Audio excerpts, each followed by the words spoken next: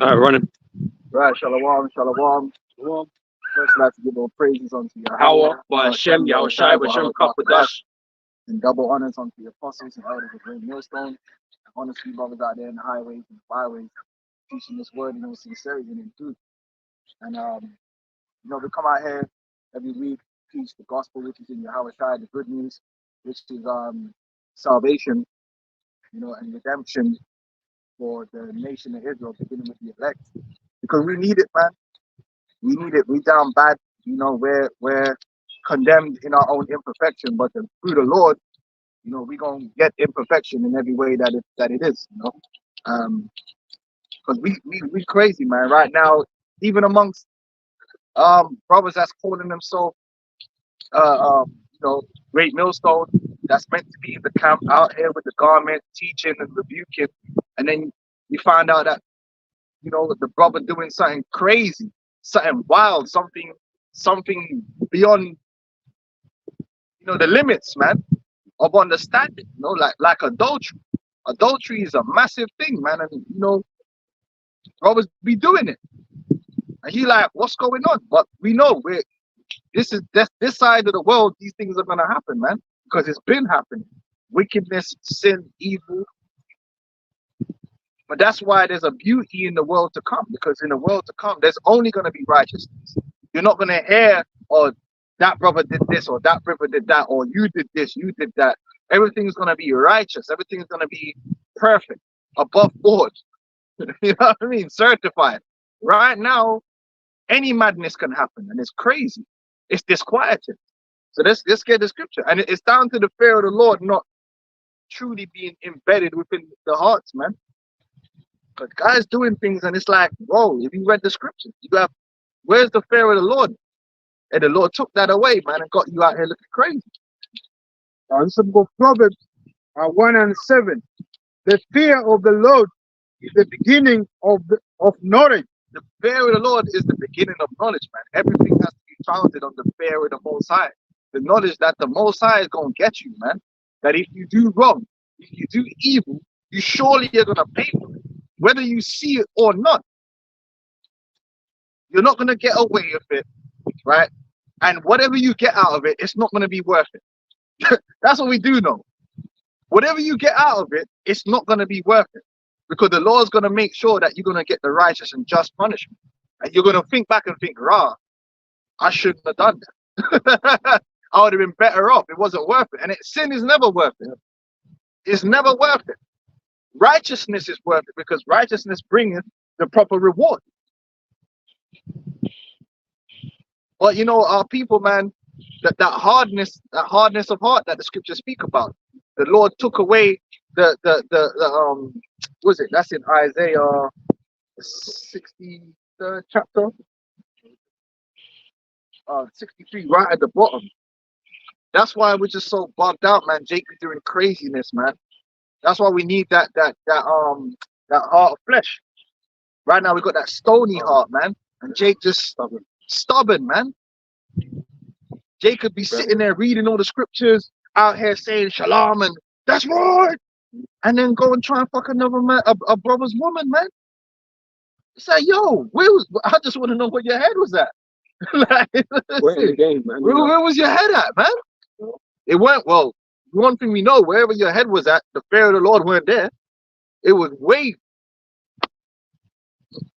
63. Are you in the wrong chapter, brother? Yeah, 63, right.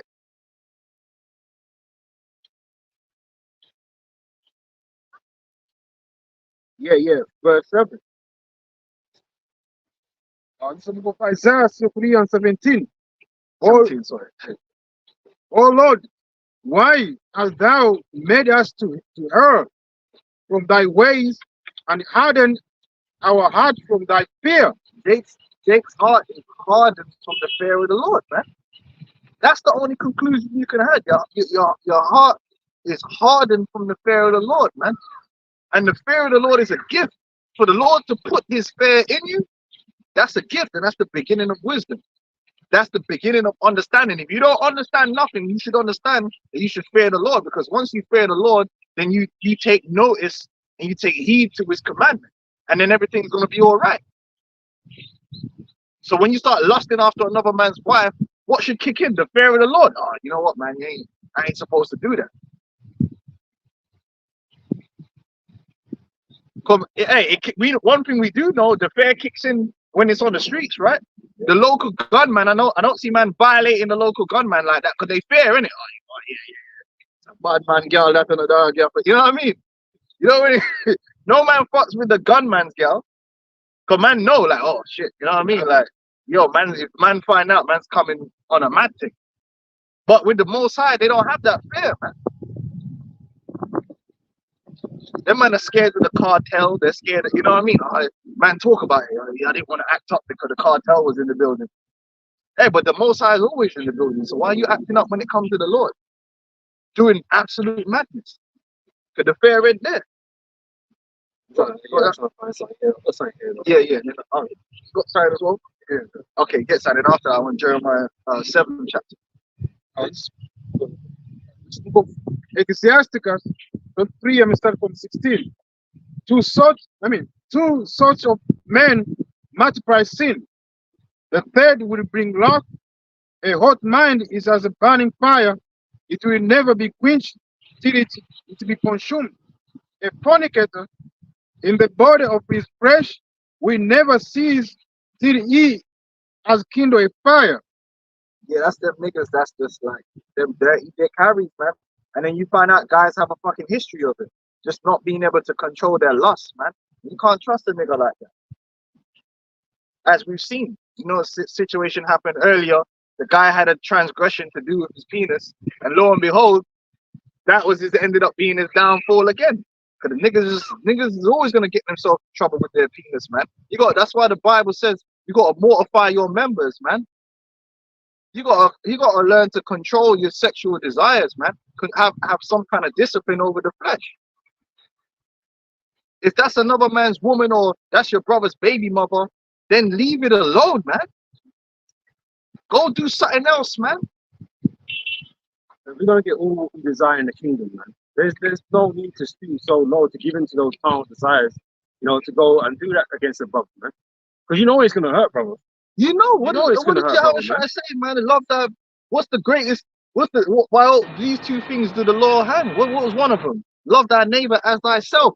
And the thing is, man, niggas know they don't want no one, unless you're fucking like, unless your name's like fucking Destiny or one of them cocks, yeah. Generally speaking, a man don't want no next man popping his baby moms or popping his woman. You know that you don't feel right. And you know one thing I've noticed in my lifetime, them serial adulterers, them man hurt the worst when it happens to them. Them are the mans that do all the bawling and the crying and them man that love to pop other man's woman, they can't take it. That's one thing you would know about life. A lot of times the man that's giving it, them are the same man that can't take it. Them are the man that's the worst. Them man are hurt forever. Then why are you doing it to other? You know, love thy neighbor as thyself, man. Have some empathy, man. You wouldn't like it, so why are you doing that?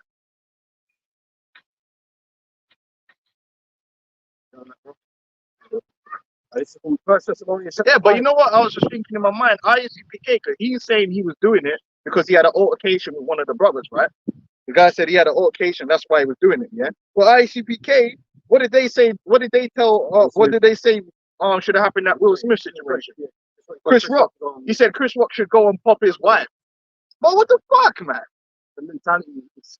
Yo, Jacob, man. Even in here, 2023, that's why we need Yahweh Shai. We need Yahweh Shai. We need that new covenant. We need to be changed because the corruption is real. We can't just go on like this. We can't go on. There has to be a change. And that's what the new covenant is all about. It's all about making that change and bringing in that perfection, taking away that stony heart, as we're going to read, and bringing in that heart of flesh so that we simply just obey. And there's no more stubborn-heartedness, no more error, giving into the flesh and temptation for all of us. And we could all just do right. And that's a beautiful thing. Why wouldn't you want to just do right? You know? But this is crazy, man. Yeah, but it's in 1 Thessalonians chapter 5, verse 12. And we beseech you, brethren, to know them which labor among you and are over you in the Lord and admonish you, and to esteem them very highly in love for their work's sake, and be at peace among yourselves. Now we exhort you, brethren, warn them that are unruly, comfort the feeble-minded, support the weak, and be patient toward all men. See that none render evil for evil unto any man. Render evil for evil, man. Like, if a man sin against you or you perceive, because sometimes just being hurt is considered a sin. If your feelings get hurt, man consider it to be a thing. Oh, I'm hurt. Like, but that doesn't justify whatever you want to do in return. That's not how the law works. And that's why so much wickedness is happening in this world, because man are bringing out judgment that's way over and beyond what actually happened. Because you're in your wrath mode. You just do whatever you want to do. Like a good example is the rape doctrine. A lot of man getting their feelings about that. Now we don't rape nobody. We ain't got time for that, man. Brothers got jobs. We got women. We just do. Hey, listen. One thing we do though. Hey, the women. Man, I deal with the women them nicely still. Yeah. Ask them. Yeah. But We're just trying to get out of here. we ain't trying to go and grab up no woman and rape no woman and none of that stuff, man. But there's a law in the scriptures that deals with marriage by abduction. That's what I call it, because that's what it is. In the scriptures, it's marriage by abduction.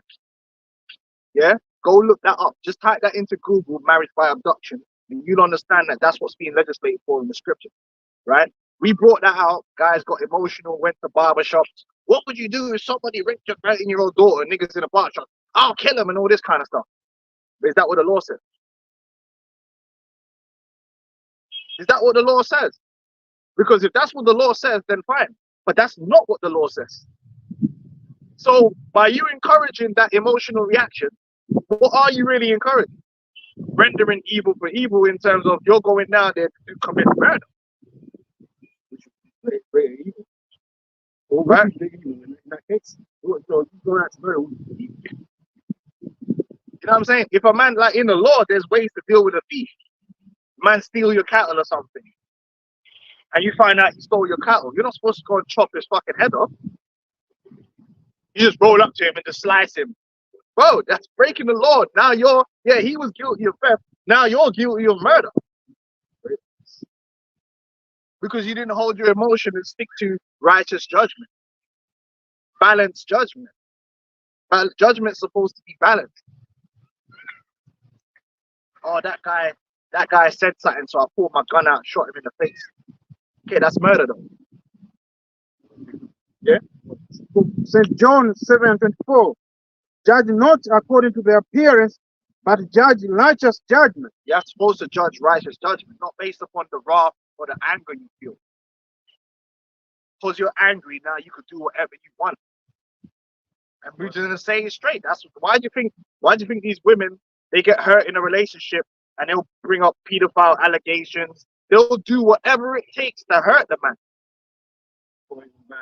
Because the emotions, man, because they feel like because you're hurt, you're now justified to do anything. That's not how righteousness works. There's judgments in the scriptures that are meted out for what a man did. Eye for eye, tooth for tooth. You know what I'm saying? Righteous, wrong's been done to you, man. Yeah, you got to hold on to your integrity, man.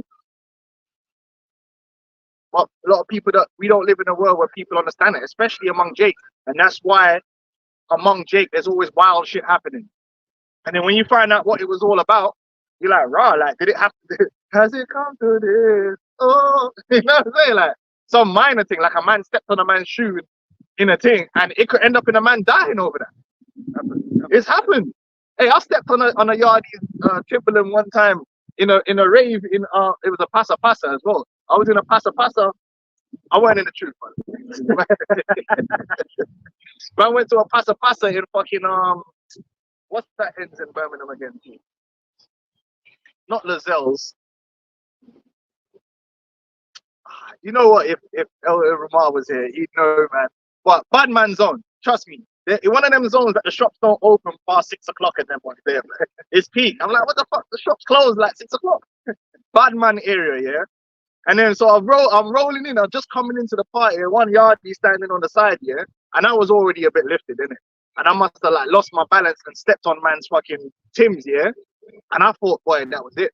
Because you know, man, yeah, we never know. I ain't know what man's rolling with. And he's looked at me and he really wanted to do me something, but the spirit had it where, you know, he calmed him down, innit? And I just, well, I wanted to leave, but and I just got there, man. Because you know, with niggas, man, any kind of infringement could end in death with these niggas, man. Nigga, look at a nigga the wrong way, a nigga might want to blow your head off, or you know, it's craziness, man. Go on. Back in First Thessalonians chapter 5, verse 15 again, right? It says, "See that none render evil for evil unto any man, but ever follow that which is good, both among yourselves and to all men." So that goes. There's no different standard that you should really hold in many regards to people that are without. You gotta let your good works show forth. So we don't even treat people that's in the world a certain way. But this is the wisdom we're supposed to show for all nations. Yeah, that make her blameless. Mhm. That makes you blameless, man. So you gotta watch your actions, because guess what? You go do some wild shit. We know that there's one particular Edomite that sits on his computer and he got ChatGPT searching the internet for anyone that has ever watched the Hebrew Israelite video that does anything untoward. We know that. We know his name too. It begins with V. That guy there is just waiting for a nigga to do something crazy. He waiting for the opportunity. Oh, see, the Hebrew Israelite, see, he punched up that guy in the supermarket. You know what I mean? And then he's blasted. See, them man are a threat to the mankind and aliens and everything. They're the worst people ever. He's just waiting. That's why you have to carry yourself a certain way, man, and keep your emotions in check. Because sometimes you want to do some wild shit. That wrath, you know? Yeah. It's from Matthew 5 and 16. Let your light so shine before men that they may see your good works and glorify your Father which is in heaven. Right. So that even goes down to adultery. Like, you don't really want to be like popping another man. Oh, he's an Edomite. It doesn't matter if he's an Edomite or what he is. You ain't supposed to be doing that, man. Yeah, if the Edomite got his girl, that's his girl, man. You just keep it pushing, innit? You got to rehearse the righteous acts. But then how are we going to any different from Esau, man? He just goes around and takes what he wants, man. He's the wicked, you know? Yeah, you got to show a different level of integrity, and that way no one ain't gonna roll up to camp. You're out there preaching, and man's like, "But this guy took my woman." That's how shit. Man's there reading the adultery scriptures, and then the Satan will have that guy turn up. Yeah, but what you gonna do in the face? Nothing. You can't. Now you look like a hypocrite because you ain't standing on what you preach, innit? You know, or you stealing, or you doing some mad shit out there in the world. So you got still carry yourself in the world with a level of integrity, man. Even if it's an Edomite, man. Sometimes you wanna, you know, but you gotta hold your level. But yeah, at the time, you know. Sometimes you wanna assault. I'm being honest. Everyone in Matthew chapter 5, verse 27 says, "Ye have heard that it was said by them of old time, that thou shalt not commit adultery. But I say unto you, that whosoever looketh on a woman to lust after her hath committed adultery with her already in his heart." Now let's break it down. Are you gonna see a woman, like, come on, we live in a society, right, where, hey, yo, man, gal them are out there, man are out there with their girl looking wild. Gal are out, man, some of these dudes are weirdos nowadays, man. They feel comfortable with their walking with their so-called woman, and she out there, man. She out there bad, right? And you're gonna look, and you're gonna be like, okay, she's a good-looking woman, but you gotta know when to like shut that. You know them emergency stop buttons, right? You gotta know when to just be like, all right, you know what? Yeah, move on to other things. Well, this is what I was gonna say, because what we're not gonna do is covet. Yeah, you sit there like, you're thinking about it. I'm gonna This is where this wickedness is gonna creep in. Go to do some mad shit. Maybe not to that woman, but maybe it's another woman or another guy or whatever. Start moving like Macbeth, like, you know how Yeah. They're demons. Yeah, like, you can't think about nothing else now. Yeah, that's what it's talking about. Now you're scheming. You're a schemer.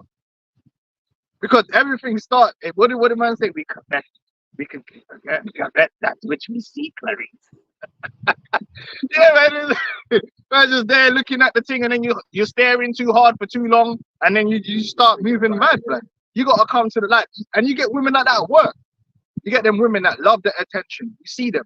They're married, they got a husband, they come to work, and all they do is soak up male attention in a particular way. They're smiling up in man's faces and that. But I avoid them women at work because I know what you're on. Other women that just act normal, you could be professional with them. Like, yeah, you're right, you're cool. And they just cool and they're all right. I know women that they got a boyfriend and they're cool. We could chat because we're from the same, I got one girl, we're from the same country, we went to the same school. So we chat on what is it called? Plutonic terms. Because we're at work. She might help me out, there's a job there, and we're cool. But if she was like coming around twiddling and, yo, man, I ignore women like that, man, because you get them women that try and soak up the male attention, yeah? And then you see guys like, they can't wait to see her and all. Bro, you're going down the wrong fucking road right there. You got to learn when it's just like, listen, man, just ignore them and move on to something else. You're going to get yourself hurt. You're gonna do foolishness. You got to know, man, just man, oh, you're married? You got to put her in the plutonic category. And that's that. You got to put her in, that's just a human being category. Not a potential slam. But some of them man at work, like, they're just waiting for an opportunity. Like, you can see it. And they're going to get hurt. Verse 29 says, and if thy right eye offend thee, pluck it out and cast it from thee. Not cast it from thee, for it is profitable for thee that one of thy members should perish, and not that thy whole body should be cast into hell. That's the discipline, man. You got to cast off certain things, man. You got to cast off certain things. But so actually, dudes that weren't able to do that. They get around a man's woman and they can't. And then even if you start feeling like you're going that way, the best thing to do is take away yourself like a crack addict. Look, man. When I used to be in the world, I used to smoke weed. This brother will tell you. I ain't gonna lie to no one. And I used to smoke weed more than Bob Marley, but trust me, I was smoking mad weed. It's crazy. Yeah, weed. I wake up. They call it wake and bake. Wake up, smoke weed. Lunch, you're smoking weed. Before you go to bed, you're smoking weed. Smoking weed like a madman. And then when I came in and started coming into the truth, I was still smoking weed, watching videos, man. And I remember, like, I'm watching the video, and there's one with Elder Tazaya one, right? And he was like, yeah, fucking weed smoking demons, yeah. And I'm there with a zoot in my mouth, like, puffing away. You know what I'm saying? Like, I was addicted, like, let's keep it real. There's a demon. But I said to myself, listen, like, it was cutting me, innit? I said, no, man, I got to stop smoking, man. No, this shit ain't good, man. It's not right. So then I stopped smoking. But what did I also have to do? Them that you hang around with that smoke weed, because it's a demon, right? Right? And them demons, if you get around other people, they got that demon as well. So that demon's in close proximity. And so if you really want to stop doing something, you can't hang around with the people that are still doing it, because it's just pure temptation. You walk in a room, everyone's smoking weed, man, are offering it to you, and you're so used to it, you're gonna take it. So what did I have to do? I stopped hanging around with them niggas, man. You gotta hang around with people that don't smoke weed. So at the end of the day, yeah, if you're if you get around a brother and you find yourself going that way, or you around a woman and you find yourself going that way, and you know, the best thing to do is find a way to get away from it. Yeah, go on. Man. It's a book of Ecclesiasticus 21, and we start from 1. It says, my son, art thou sinned, so do so no more. My son, art thou sinned, do so no more, but ask pardon for thy former sins, free from sin as from the face of a serpent. For if thou comest too near it, it will bite thee. Free from sin, man. Exactly that. So sometimes you got to flee from certain women, man. You got to flee certain situation that is maybe too tempting for you. It's better to run because you're running for your life, and that's the fear of the Lord. You're running. Oh no, I don't want to get into that situation, and you're running. Certain men don't run. They go in, and then they end up getting caught out there because the lust of them spirits jump on them, and next thing you know, you're doing madness, man. You got to know when to run, when to flee from evil, man. I was gonna say the teeth. Hey, even brothers that's hot-headed, you know the kind of situations that's gonna get you hot. So you know what? Sometimes then, if you know you're like that, sometimes you gotta know how to avoid them situations and just take away yourself before. You know, like, okay, this guy is gonna do something that's gonna make me want to bruck him up, innit? And it'll go too far. So you know what? Let me just leave the party. It's not even worth it. Let me just leave because this guy is pushing it, yeah, and it's gonna get to that point. My head's gonna go mad, and I know what I'm like. Sometimes you gotta be like that. He's using wisdom, and this is what these scriptures teach us, man. And that's why there's so many examples of different things that that us as men go through, and you apply that wisdom. Yeah, you gotta know, man. Oh, this woman, man, she's gonna push my button. Hey, leave. You know what I mean? Like, leave. You know what I'm saying? Hey, remove yourself from the situation before. Don't stay there, because then whatever happens after that is still on you. You know?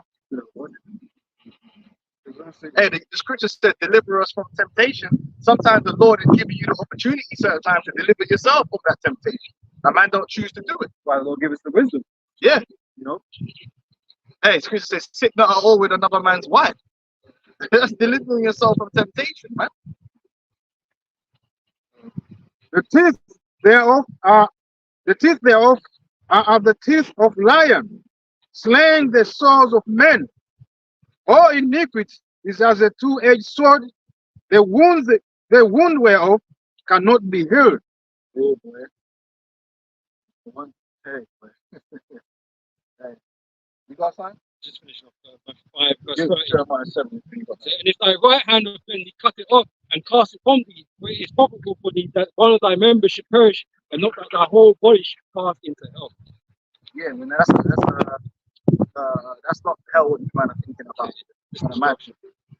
Yeah, man, that's right. Listen, you gotta be mindful out here for real. For them demons, through pride, just creep up on you, and then they start having you acting crazy, man. You gotta foresee the evil, man.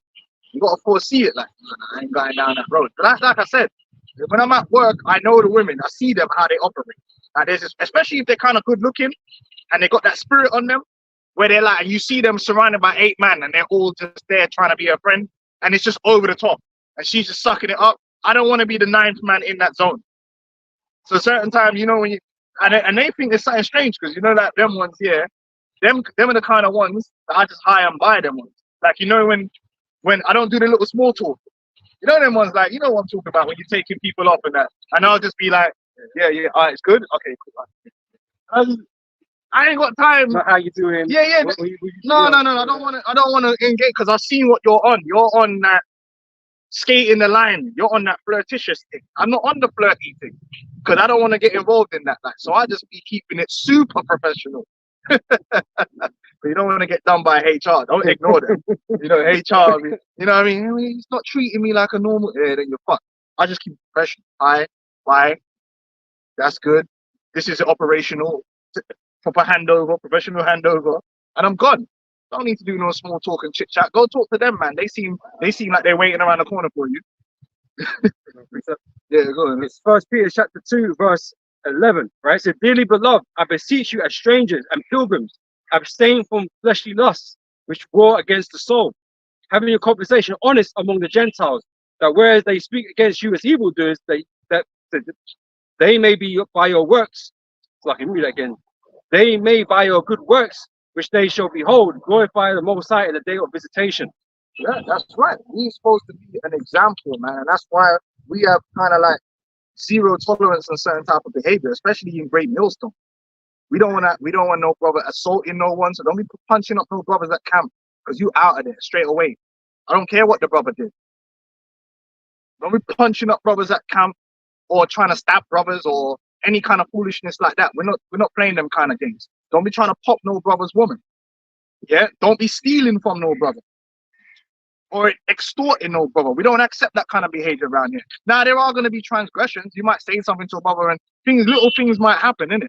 But those major things, we don't tolerate that, and that comes from the top. The apostles don't tolerate that, because you be out of there. Because we don't want. If you're doing that to brothers in the camp, then what are you doing in the world? Next thing you know, you become a poster boy. What won't you do in the future? Or what won't you do?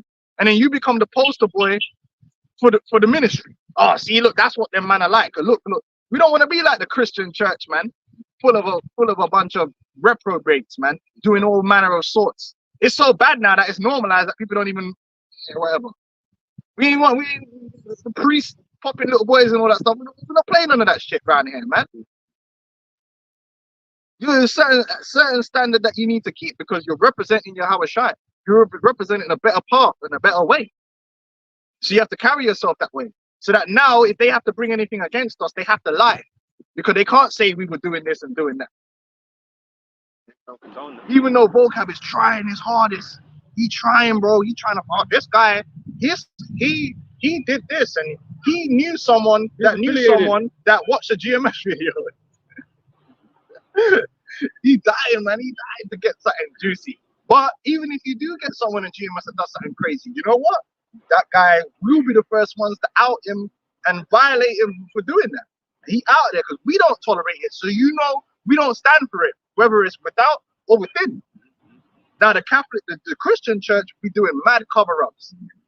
They be doing mad cover-ups. We've seen it, mad cover-ups, man. You've seen all the videos of some woman getting up, pastor, she coming up to give a testimony. There's bare videos like this. And the pastor say, yeah, come up, my child.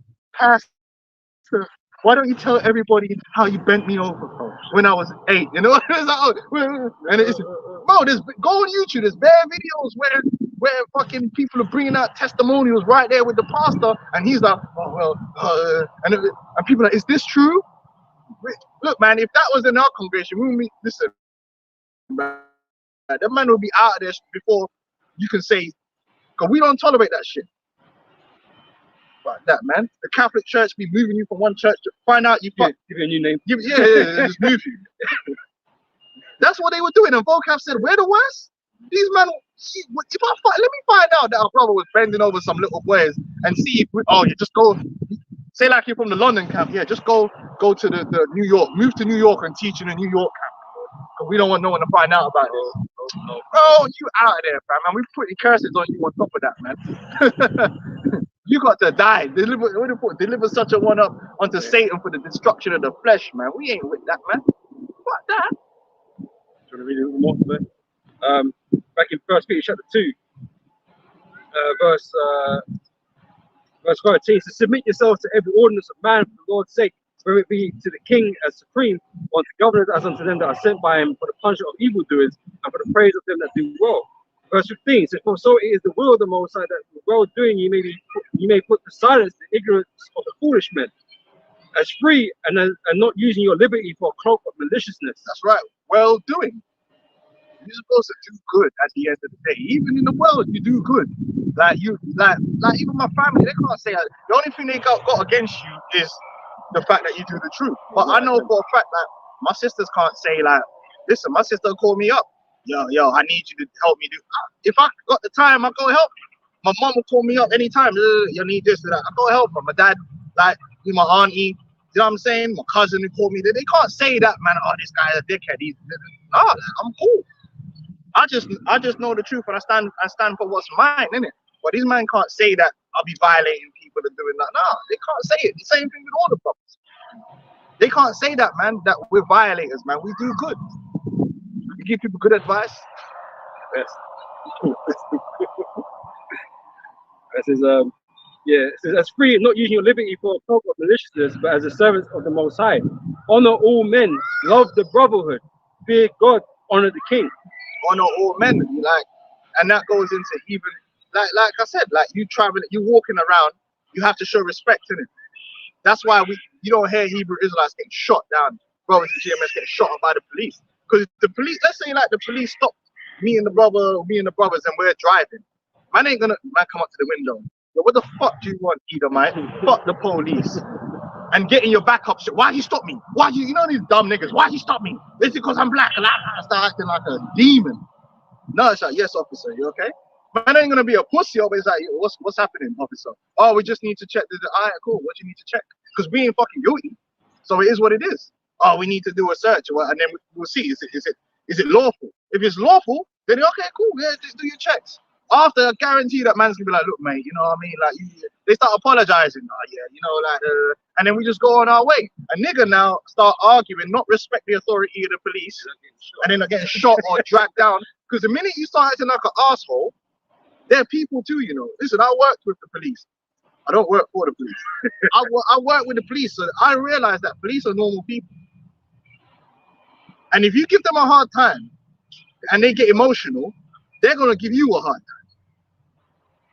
9 times out of 10, the police don't want work. They just want to shift the end, man. Yeah, they just want to shift the end, especially in the UK. In the UK, these men ain't getting paid nothing. They out there doing they do like 3 nights and they have to do 3 days. What kind of madness is this? So them man, I know these men don't want to live no more. They're on edge. So when they come and stop you and just say, look, like, you know, what's going on? Don't say, what the fuck, man? Listen, straight away, they're like, you know what, man? Fuck this shit. Listen, we're just going to clap this guy's head off the curb, find something to arrest him for, and long his day out, because they got 8-hour shifts. So they could spend the next 6 hours processing you and then go home. You ain't getting paid for that, so you now got to go through all this madness. You're going to get put in the van. Then they're going to try and find somewhere to put you. Then they're going to put you there. Then you got to wait for your lawyer. It's tomorrow now. Yeah, you ain't going to work. You ain't earning no money. Them man are going home and they're sleeping ready to, yeah. So you respect the authority of the police. You go into someone's establishment, you respect the manager.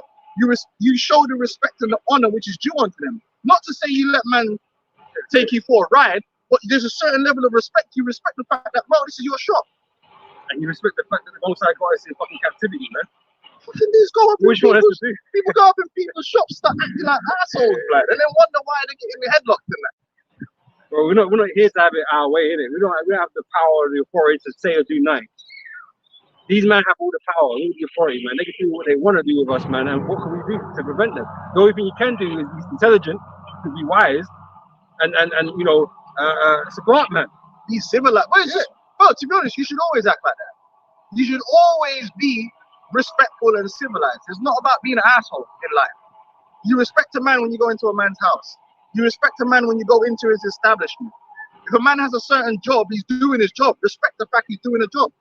Security guard is doing his job. Let the man do his job as far as his job entails. Simple as that. But a lot of niggas get themselves in trouble because they don't respect nothing. They don't know how to act. And that gets them in trouble. Nah, man. I've seen the apostles go into people's restaurants and act like civilized. I've been with the apostles. Pleases, thank you, tips. We've been in restaurants and them man love to have us there because of the way we act, the way we show them respect, and they show us respect, and it's all good. We don't, hey, come over here, acting like a demon. Yeah, we increase the chance of getting a better meal. You know what I'm saying? It's about the saliva, the man's DNA in there. Yeah, I'm just saying, you gotta learn how to be civilized at the end of the day. Just because we come out here and call the white man the devil, we're the most civilized of people, man. Just saying facts. Yeah, go on now. It's true. It's the book of First Peter 2:13 say, submit yourself to every ordinance of man for the Lord's sake, whether it be to the king as supreme or Yeah, but read it still. or unto governors as unto them that are sent by him for the punishment of evildoers and for the praise of them that do well. For so it is the will of Most High that with well doing he may put to silence the ignorance of foolish men. Right. Hey, like when me and Elder Ramar got arrested down there, well, I think you was there. When we got arrested down in Trafalgar Square, right? Them man were lying. The whatever he is, the they them dude, yeah, them man there, yeah, he lied. Now we could have used that as a thing, or what we could have acted belligerent. Nah, I mean, all that was gonna happen is they would have been right. The police, yep, he was resisting arrest. He was swearing. All that, because that can be an offense. Swearing in front, cursing at the police and all that. Nah, it was like, oh, you're being arrested for. They came and talked to us. We talked to them, told them what happened. You're being arrested. All right, cool. We got arrested when they dealt with us. All charges dropped. We got released. No problem. They can't say we we were aggressive, we're a problem. No, we're cool. But niggas now act crazy and do all kind of mad shit, and then you end up getting charges that ain't even nothing to do with what they even arrested you in the first place. You don't know how to act. The same with me and you, like we got arrested that time. We know how to deal with the police, man. F them, but you don't say that to their face. As free and not using your liberty for a crop of maliciousness, but as the servant of Most High. Hey, even when Paul got arrested, he didn't say this court has no authority. Fuck you, man. Yeah, he's like cursing man out, man. He spoke to the governors and that with respect, man. What do you think? You gonna roll up in there now? Fuck you, man. You know what I'm saying? Like, fuck the police, fuck the judge, start acting crazy. You know who I am? Being smart about it. It's like if you Roman citizens and all this kind of stuff, you know, because he's being smart about being wise, man. You know, not beast. I mean, when he beckoned to the guy, come, let me talk to you, like you know what I mean? We're in a fire-breathing dragon. You know what I mean? But yeah, that's what we are, and that's what Vocab wants us to be. He wishes we were like that, so he could have a cause against us. That we were just walking around breathing fire everywhere. Right, you got Jeremiah 7. Can I just finish? Yeah. Oh, you still got more? What was that? No, I just saw more. Okay. Yeah, back in 1 Peter 2, verse 18, right? It says, servants, be subject to your masters with all fear, not only to the good and gentle, but also to the forward. For this is thankworthy, man of conscience towards Most High, endure grief, suffering wrongfully. Because sometimes it happens, man. Yeah, sometimes you got an arsehole manager, and then, but you got to know how you're gonna act. Now, back then it was no manager; it was the actual master. So you just got to deal with it because there'll be serious consequences anyway if you try to violate. Nowadays, you are an arsehole manager, you still got to be smart. That's why you need to know employment law and what you're doing. Just to put you up on game is you make sure as much as what happens is recorded. So if you got a manager that's being an arsehole, keep a diary, write down every incident that happens. Correspondences, try and get them to say what they're saying in an email, because their email is a legal record. Yeah, you got to be slick with man. Don't start going in with the manager. You know, Jake do that all the time. What the fuck? Nah, man. Just okay. Is that what you're saying? Can you write me an email just explaining that to me? And they let their guard down. They think he don't know what he's doing. He's just a Negro. And you build up a case, and then boom, after a certain amount of time, whip that to the manager above them. The manager above has to take it in the UK, definitely.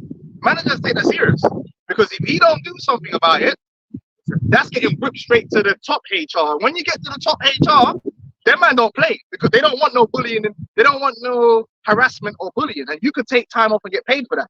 No, you could be off for like a year and get paid because of bullying and harassment. Up in HR, man, everyone's just number. Yeah, they're like, yo, this manager did that, and that manager could get fired straight away, and you carry on doing, and people know not to fuck with you then.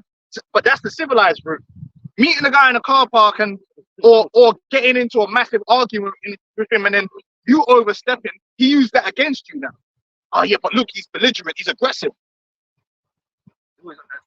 Yeah, and then now you look like the bad guy. So you got to be smart. You got to know how to suffer sometime, but we're not saying suffer in silence. We're saying that, yo, but at the same time, you start keeping a diary, dates and events. Take it up to the higher management. Higher management don't want to hear HR. Or if that is the HR, then you can go to an employment lawyer. Yo, this is what's happened. What? You get paid out. Say, oh, suffer not as an evil doer. Yeah, suffer not as an evildoer. Yeah, man, we're civilized people over here, man. We're not no fucking emotional Negro beasts. You see it all the time, man. And this applies, also inside the brotherhood too. It's gone against you, man. But you ain't done that or whatever, it ain't true or whatever the case may be. It don't mean that you start losing your life with brothers. You start getting like a fire-breathing dragon. Trying to justify your innocence or whatever, man. Like, fair enough. Like, we get it. It hurts. You don't want to be done like that, but the Most High justifies you, man. Yeah, sometimes the Lord just want to see how you're gonna react. That's right. You know what I'm saying? That's right. Verse 20 says, "For what glory is it if when ye be buffeted for your faults, ye shall take it patiently? But if when ye do well and suffer for it, ye take it patiently, this is acceptable with the Most High. For even here unto you are called, because Yahushua also suffered for us, leaving us an example that we should follow his steps."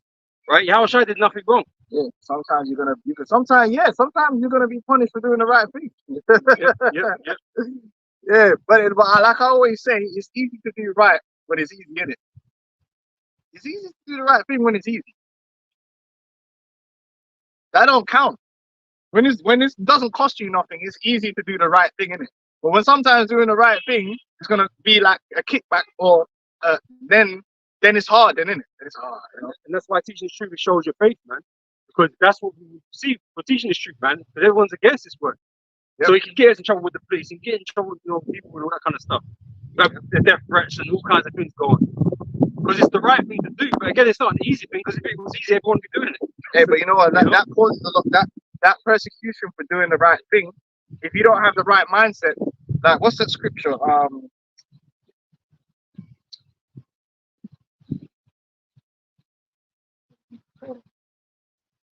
It's in the parable of the sower, isn't it?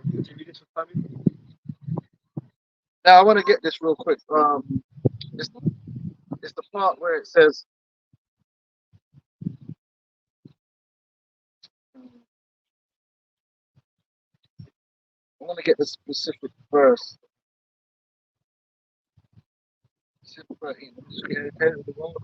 No.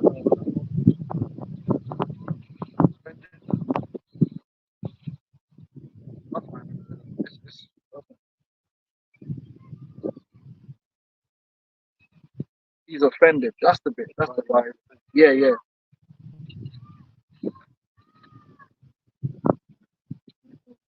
Right, that's it.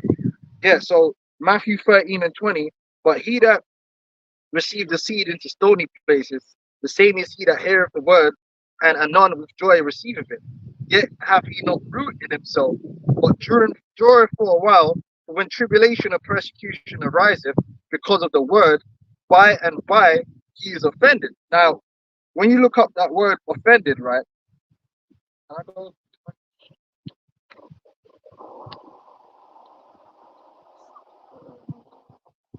Scandalizo. This is scandal. You look up scandalizo and the meaning of it, right? There's one breakdown that's quite telling. Wait, hold on. Where's scandalizo?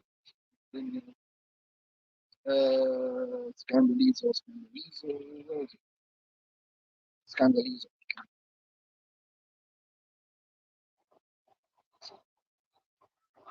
Right.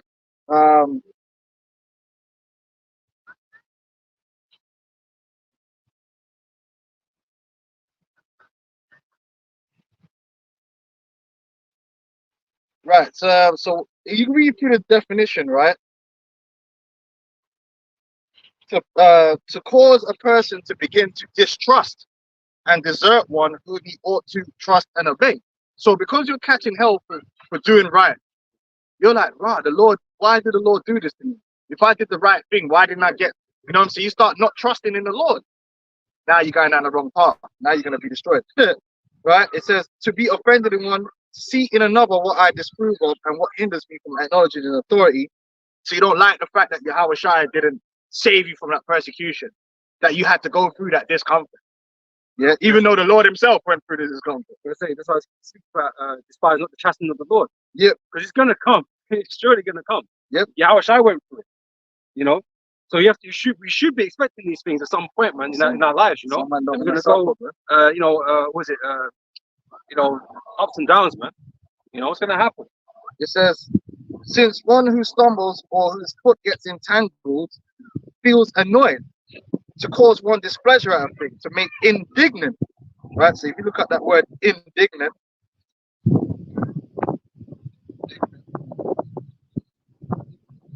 you start thinking, well, why am I? And then you start looking at other people, but them might be doing wickedness and they're all right, but I'm catching hell. Why? You start crying like a bitch, forgetting that the reward is for sure in the future. You just got to hold it down and suffer. The scriptures told you, but they don't want to suffer.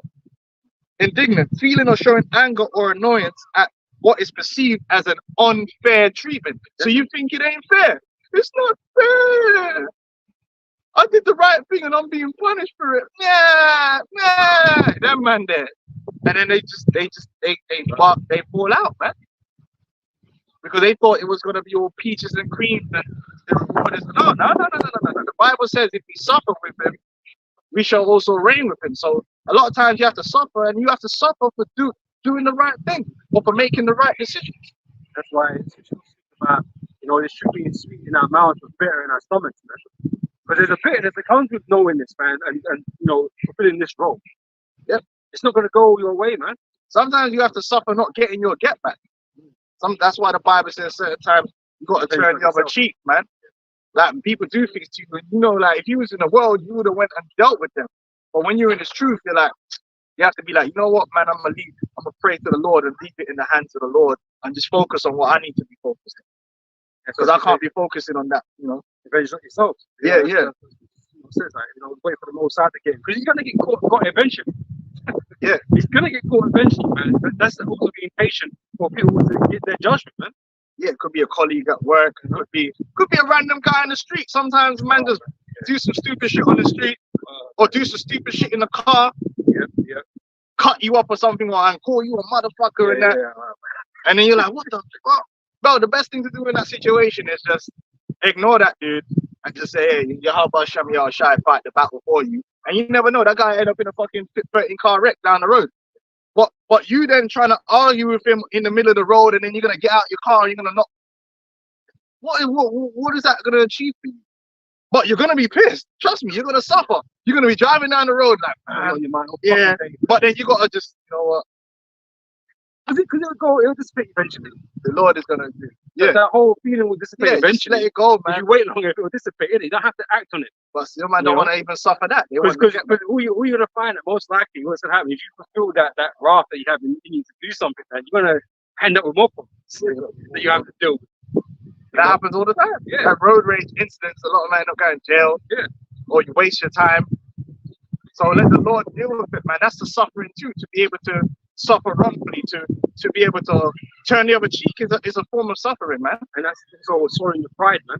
Because that's what really is getting you, man. That you feel violated and you wanted to do something about it to make yourself feel better. Because you're hurt, your ego is hurt, your pride is hurt, man.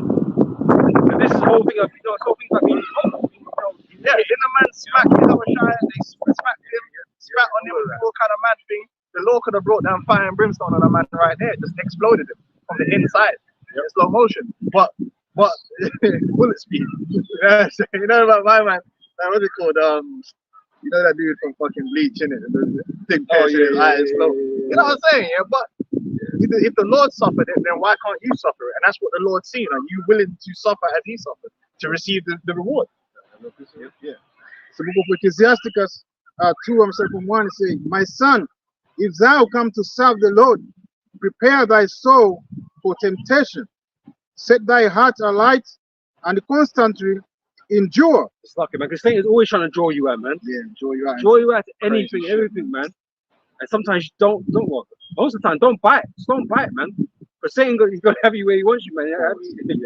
He's going to have you where he wants you, man. And, he's going to bring more trouble upon you, man. Yeah. You got to try and find that angle. You got to turn off, man. You got to use that footwork, man.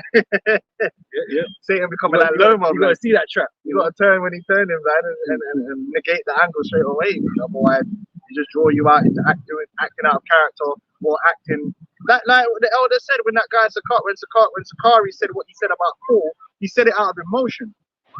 Satan came up and basically he just wants to be right, and this is the problem with just wanting to be right, yeah, and being frustrated when someone is not giving you the right. And then so all of a sudden what Satan did, Satan built up his frustration and his emotion, and he forgot that at the end of the day the Lord is going to win anyway. The Lord is, and I know that frustration. You know when a man just fucking frustrating you and he's saying bullshit, and he's saying bullshit, but you have to remember that it's not your job to win, because you're not the one that's winning.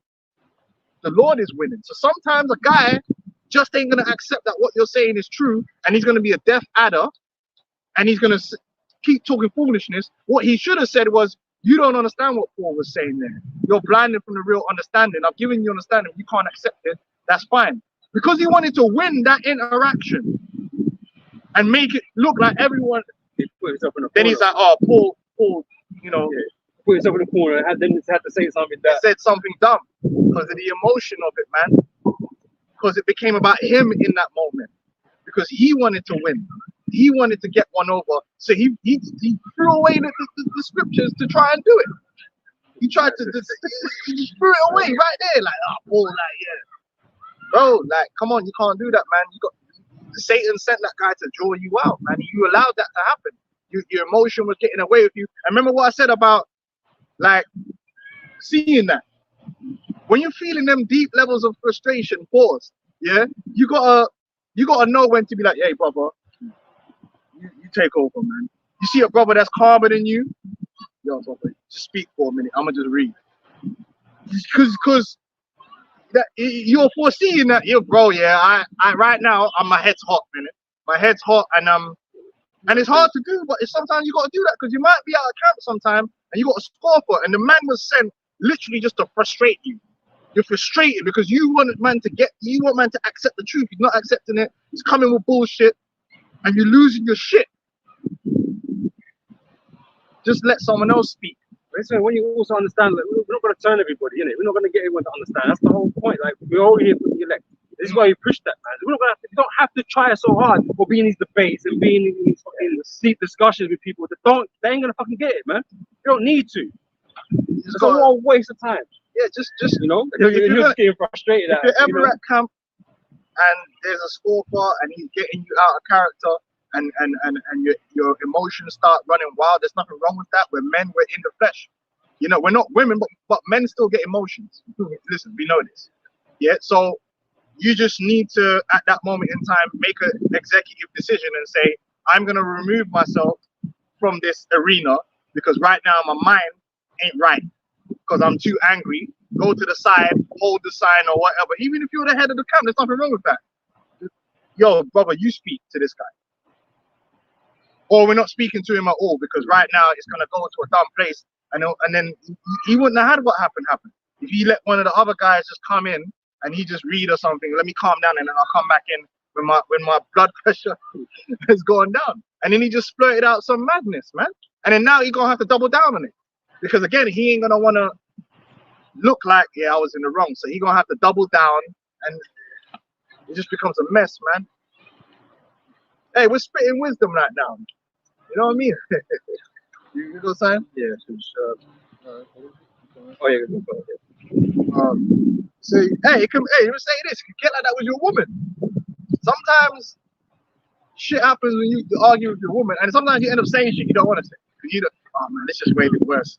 Cause you're so fucking angry, man, and then you say some mad shit, yeah, and you're like, oh fuck. But because you're so frustrated, innit, and angry, you're like, you fucking, you're like, oh man. Yo, what should you have done in that situation? Vomit was gonna get to that. You know what? Yeah, we need to talk about this later. My head's hot. I'm gonna just leave. And when I come back later, we'll discuss it when my head's not hot because you're either gonna get elbow or you're gonna get some harsh shit. You know what I mean, bro? Come on, we've all been there, bro. You know what I mean? You get some. I'm not saying we've all punched you with elbow. I'm not saying that. What I'm saying is we've all been there where you know to yourself, right, I lost my shit there, and I said some shit that I'm just trying to hurt them at that point. You know what I'm saying? I'm saying some crazy shit. You know what I mean? Where the best thing is it happens, man. Even when you're friends, you could get, you know. Sometimes, listen, brother, we're getting too hype right now, brother. We need to come back to this conversation because I don't want to do something. You don't have the clarity to form your thoughts properly. Yeah, you're just speaking from emotion. You just get everything that's coming out first. You know, coming to your mind first. You're speaking it. It might not necessarily be what you mean at the time. You know, you need the time to collect your thoughts, man. Yeah, you can't do that in the heat of the moment sometimes, you know? Or you do something that you regret. There you go, man. Sitting there like R. Kelly, like.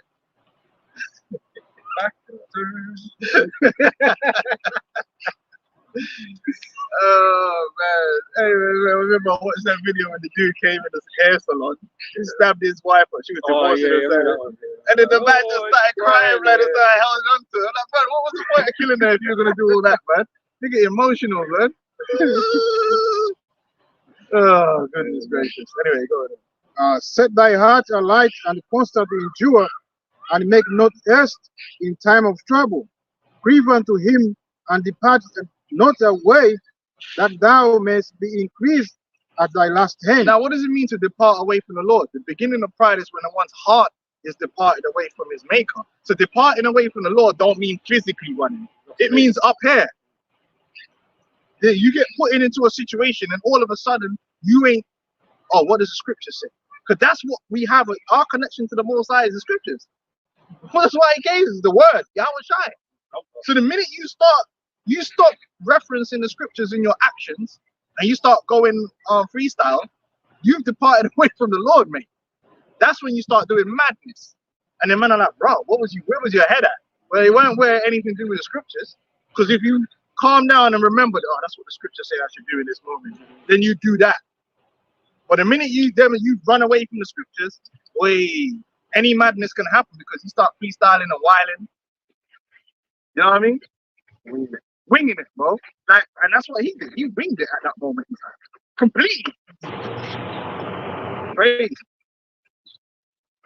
Just to win against some goofy Christian. We win anyway. We're gonna win anyway. We already won. Fuck these dudes. Fuck Vocab. Vocab. That dude's a frustrating dude. I wouldn't even want to debate him because he just talks shit. You can't debate a guy who, even when you get him banged to rights, is just gonna ignore that fact and then try and come with some bullshit. It's extremely frustrating. It's like Apostle warfare works substitution. That's all he does, isn't it? And when you go around in circles, man, that's what gets frustrating. Yeah. Because you're not getting nowhere, is it? Why, so what's man? the point? What's the point? He's not gonna concede. Oh, you got me on that one. He's never gonna do that. He's never gonna do that, man. And he ain't gonna have nothing for us to, concede against him, right? Just the weasel, man. And he's just gonna punch him out. I'll just be honest, like Paul Newcomb, man. You know what? You know he's a fucking prick, man. I just want to get at him, bro, because this guy's annoying as fuck. It's like a mosquito that's buzzing in your ear at night. Yeah, like a mosquito. You know that when at night and it keeps coming back to your fucking ear. Like, why? Stop it. Leave me alone. You start slapping yourself and you get more angry because you're trying to get it. You slap yourself. That's vocab like a gnat, but hey, go on. Hey, that dude would get hot-headed, man.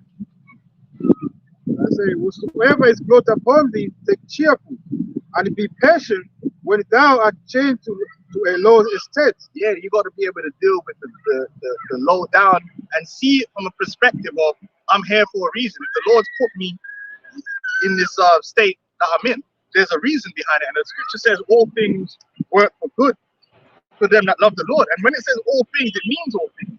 So there's a lesson to learn there. There's a lesson to learn all the Lord is proving you. Just like with Job. All the things that happened to Job was ultimately for his good. Because not only has he got a great name in the scriptures, but the Lord ended up blessing him anyway. So he got a great name and he was blessed. And he's proven to himself that that's who he is. I have proven. And it's always good to prove, because you can say, this is that boxing. Every man can say he's a fighter. But you ain't have to get up. You know what I'm saying? Sometimes you got to be put in that position, yeah, so to know that actually that is who I am. You know what I mean? I am the guy that will go out on my shield. You know what I'm saying? Some man get in that position and they ready to run. You know, Jamal Charlo. They don't want to go out on their shield, yeah? But he would have been swearing to everyone. He might even believe it himself. I'm that guy. Sometimes the Lord is showing you what is in you. He's showing you, look, bro, I'm going to put you into this situation, how you're going to act. And he's giving you an opportunity to prove yourself. All this chastisement and adversity is a way for the Lord to build us up, man. Yeah. To prepare us for our temptation, the day of the Lord. So it's a good thing. Jacob's trouble, man. The Lord's going to prepare us for that. Because if we're not going through adversity and just go straight into the hardest mode, well, you're going to fucking crumble, man. Hey, same thing with boxers. Sometimes the young ones have to go into that one tough fight, that early fight against that wily veteran that's coming to try and upset them, and they have a little harder fight, yeah. But that that hard fight he's having sometimes put them on the right path. He keeps them humble, and then, okay, I don't have things I need to work on. But if you just put him in there on all easy PBC PBC fighters, you just put them in there with, you know, hand-picked bums that's there to murk man up and get him like a record of 28-0. But then the minute they face a real dude that's been through adversity, they fucking crumble because they don't even know if they have it in them. They don't know nothing about themselves. But when you go through certain levels of tribulation, you know that you can go through tribulation. And that gives you even more confidence. It's like the Lord brought me through. You know what I'm saying? The Lord put the right, so, you know, the Lord is with me. How you know the Lord is with you if you don't go through nothing? You know what I'm saying? Like, so yeah, man, everything works together for good, man. That's what the scriptures say. So you got to have it from that perspective that if this thing is happening to me, it's an opportunity for me to do the right thing. It's an opportunity for me to persevere, to endure. Not to say this ain't fair. It's not bawling, you know. Yeah, go ahead. I say, it's going to say, be patient when thou art changed at the low estate, for God is tried in the fire. Gold is tried in the fire, man. Brothers be going, listen, I'm gonna tell you this for free. Brothers be going through it, man. Like all over the world, all the different camps. Like, and the thing is, that's why the scripture says, don't think what's happening to you is a strange thing. Brothers is going through it, man. You see it, and you know when you're ahead, you see a lot more as well, because not only do you get brothers coming to you with their problems, but then you might be, you know, hear about other problems from other camp leaders that brothers are having, and you thinking you had problems, and you're like, fuck me, and then you're like, yo, like, he's like, yo, brothers, we just gotta pray, and everyone's just praying. Like every minute there's a brother that you gotta pray for something specific for. And you're like, yo, that's wild, man. Brothers is really going through that. Brothers is going through some shit, man. Some real personal shit, like, you know what I mean? It's real. Brothers is going through it, man. I'm telling you. Like, we gotta face everything that's in the world, the cost of living, debt, this, that, and the other, women problems, children, problems with your children in school, like all kind of crazies, health problems, shit might be going down with your moms. That's gonna hurt. It's reality, man. We're not fucking robots, man. If something happens to your mom, you gonna feel it. Something happens to your aunt and you love your aunt, like you grew up and she looked after you, gave you Kool-Aid when you was younger, you're gonna feel it when something happens to her, man. You know what I mean? Brothers go through things. But you have to persevere. You know? Brothers just got through it right now, man. All over, man. It's crazy, but we just gotta keep going, man. Because there's gonna come a day when we ain't gonna go through nothing. Revelations, man, 22. There's no more curse. Woke up saying there ain't no curse. Woke up. The fact that you even exist is proof that there's a curse. You are the curse, man. Man, have to, you know what I mean? Man, have to deal with you. That's a curse, man. Because in any righteous world, man, if there's any justice in the world, you just fucked up. 100%. And the acceptable man in the furnace of adversity. Believe in him, and he will help thee. Order thy way alight and trust in him. That's right, man. You have to be proved, man, and it's better to be a proven guy than a guy that ain't ever proved nothing. It's better to be proven, and in order to be proven, you gotta go through some shit, man. That's how you get, even in the world, that's how you get considered to be great. We were discussing it earlier. You can't call someone a great. You know someone's great based upon what they went through. In boxing, you know a great fighter because they had great fights. They faced adversity and came through it. They're like, yo, that guy's great. That guy got chin. How you know a guy got chin if he ain't fought no one that's a power puncher? Nah, you gotta go through that power punch and then you're like, yo, did you see that shot that man took? Man's no Triple G's got chin. We know Canelo's got chin. Because man's faced the punches and took the shot. We had to see it. Otherwise, you're just saying it. Oh, that guy has got punching power. We ain't seen him fight no one with a chin to see what power he's got. Oh, he's a great fighter. Oh, well, who did he fight? Your greatness is really determined by the adversity or whatever it is that you came against or whatever you actually did to prove yourself. How do you know a great pilot? Because when the shit got peak, man flew through the storm. Then you know, like, shit, yeah, that's a great pilot. You can't tell a great pilot by in the fair weather. You can't tell a great ship's captain when everything's working good. when everything's going how it's supposed to go. No, it's when there's two fucking hurricanes about to collide and my man's keeping his shit together and go. You know what I'm saying? How you tell a good manager at work in a if you ever worked in a, I've worked in, you know, we work in a certain industry where shit can go down, right? You know how you can tell a good manager when shit goes wrong? You got the managers where everything's fine and everything's calm. He's a great manager, like, yeah, that dude is great. Then an emergency happens, this guy loses his shit. He lost his mind. He panics, bro. And then you're like, oh, this guy's fucking crap. But you know the good manager's like, yep, you go here, calms down. Okay, this is what we need to do. And then you're like, raw, this guy, this fucking fight, the building's falling apart, and this guy, that's a fucking manager. He's proven himself. Then you know that guy's a good manager. Yeah, that guy's a great manager, man, because I seen him through madness, under pressure. How do you know a great striker? He scores the goals when it matters. When it matters. Under the you know, Benzema. You know, them man there, like, you know, like 91st minute opportunities going in the back of the net. Yeah? So it's the same thing with us. How is the Lord gonna prove us to be of the greatness he wants us to be? He has to put you through adversity.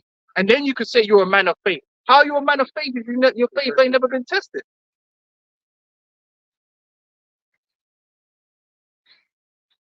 So the Lord has to put us in these positions where our back's against the wall. It seems like there's no hope. But you kept the hope. Then you're a man of faith. But if you're in a situation where you can see everything's there for you laid out, like, yeah, like there's the salvation there. And you know, how do you know you're a man of faith? You don't know. So if you claim you're a man of faith, be ready for that faith to be tested. And it's going to be fucking uncomfortable. Because being a man of faith is uncomfortable. Because your flesh is telling you, yo, you're fucked. But your spirit's like, nah, we alright. In the face of a fire-breathing dragon. In the face of the odds is crazy. Yeah, go on now. Hebrews 11 verse 1. It says, now faith is the substance of things hoped for, the evidence of things not seen. Believing in something that's not seen is highly up. Because naturally as a human, we always do probabilities. We operate in the realm of probability. The reason you guys don't walk out in front of a fucking 60, 18-wheeler truck here is you calculated your AI, your built-in AI, yeah, calculated that, bro, there's a 99.99999% chance I ain't making it out of that. So that's why you don't just walk out in front of an 18-wheeler truck, because you see the truck. You know all of the tangibles, and the tangibles ain't adding up for a good outcome for you. You did the mathematics. Everyone does the mathematics. Faith is telling you to do the mathematics with non-tangibles.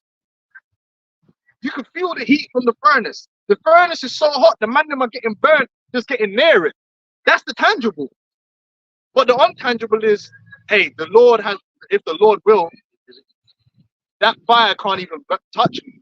That's fucking uncomfortable position to be in. But you got to fight through that discomfort and fight the flesh. The flesh don't want to go near that, bro. The flesh don't want to go near that. You think the flesh want to go into the fire? The flesh wants to. Hey, you ever seen that movie? It's like the opposite of that movie, Riddick. You know, in Riddick, where Riddick was coming with a knife, and the guy's spirit tried to run away, but his body's still there. It's the other way around. Your body wants to run, but your spirit wants to be like, yeah, come on, let's see what's gonna go down. That's the nature of it, man. Your body don't want to feel pain. It knows that pain will, like, all it knows is to avoid the tangibles. Let's keep it honest. Like, if you're in a bad way, like, a miracle is not something which you can calculate with your brain. Your brain's telling you, bro, there ain't no fucking miracles. Miracles don't exist. You got a 99.9%. Yeah, you got a 99.9% chance of getting fucked up right now. Well, dynamics and shit, you know, fuck. But it's highly uncomfortable, and that's why most people can't have faith, because they like being comforted by tangibles. You want to go into that fire burning building with the full protection. You know what I'm saying? Because it's the most unlikely outcome. It's the most unlikely outcome. It's the most unlikely outcome to happen, man. There to be great. You fear it. You know, you fear putting your trust and faith into that unlikely outcome. Yeah, man. You know, you come on. You want tangibles, man. You want the seatbelt. You want the airbag? You want to be reassured. You want to be reassured, man. You want it. Yeah, yo. You start checking all the Yeah. anything you do. It's just Tight. true. Yeah. You want to make sure that you're safe. That's it, man. You want the tangibles, but this truth is about. It's not about the tangibles. We can't make sure that we're going to be safe with the tangibles, but people want to trust in tangibles because it's the flesh. They're wired that way, and we're wired that way. But then the Lord has to put the spirit in you, like fuck the tangibles, man. The Lord can trump Beyond all that. that tangible shit. Man want the bomb shelter. It makes him feel safe. The safe room. Yeah, it's 15 inches of hard steel. Oh, yeah, that's good. Man, slap it. Ting, ting, ting. Yeah, that's good. I'm gonna stand behind that. Can withstand 20 billion megatons. I'm gonna stand behind that. Yeah, that's why man get the bodyguards that look the biggest, man. Yeah. So I get a big ass bodyguard and stand behind them like, yeah, that feels secure. You take any bullet. Yeah, that's cool. That's cool. I feel safe now. The Pope, bulletproof glass. It's tested. Has it tested it? Okay, I've seen it work. Yeah, that's right. You know what I mean? Mayweather. Go ahead, man. And go to get that bigger than Hey, don't talk about it. He gonna come in the comment board and talk about I'm the greatest. Not John Jones, though. John Jones. Don't Putting us behind him. Yeah, faith is a strange thing, man. Faith is against the flesh, man. It's against common sense, so to speak. Against reason. It's against reason. Against confidence. It's a different. It's a anomaly, man. It's outside of the realm of physics, bro. Yep. It's an intangible. Yep. So by it, with faith, elders obtained a good report. And through faith, we understand that the worlds were framed by the word of God, so that things which are seen were not made of things which do appear. Right, That's bro, right. that's out of our fucking realm of. We've never seen that. You can't see. Listen, everything we experience is tangible, and we could have an explanation for it. It's straight by Like something that was. If I get a piece of furniture, I can find where that came from. So the tree, and I could go on YouTube. They chopped the tree down. Where did the tree come? Oh yeah, the tree came because there was seed there. Yeah. Where did the seed come? Well, we know the seed comes from trees. It all makes sense, right? But then if you go back, well, where did the seed? Now I've never seen that. I don't know nothing about It's that. spoken into existence. So you have to have faith in that, boy. chicken and egg. The chicken and the egg. First, right? Which the answer to that is the Lord created the chicken with an egg in it. But you've never seen that. You've never witnessed that. You can't prove that. You've never seen something just Appear, Yeah. materialize. You know? You have to see something like that. Manner. Those things are intangibles, man. That's behind the code. insert here. Like. Yo, so by faith, Abel offered unto the Most High a more excellent sacrifice than Cain, by which he obtained witness that he was righteous, God testifying of his gifts, and by it he being dead yet speaketh. By faith, Enoch was translated that he should not see death, and was not found, because the Most High translated him. Yeah, the Lord literally just beamed them up, man. Because the Lord has got control over this whole algorithm.